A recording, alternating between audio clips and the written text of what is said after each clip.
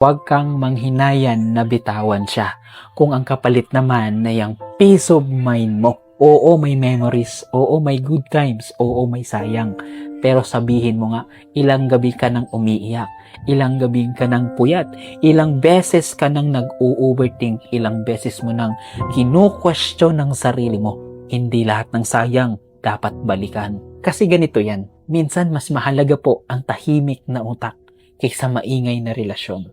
Mas mahalaga ang malinaw na isip kaysa laging may kaba. Kung ang kapalit ng presensya niya ay anxiety mo, hindi ka nawalan, nakawala ka. So minsan hindi mo siya namimiss. Ang namimiss mo, yung version niya na inakala mong totoo. Yung potential niya, yung pangako niya, yung mga baka magbago. Pero tandaan mo, reality over fantasy. Kaya kung pinili mo ang peace, huwag mong gawing regret. Kung pinili mong umalis, huwag mong gawing weakness. Maturity po kasi ang marunong pumili ng tahimik kaysa drama. Kaya tandaan, hindi lahat ng binitawan ay pagkawala. Minsan kalayaan. Ulitin ko, hindi lahat ng binitawan ay pagkawala.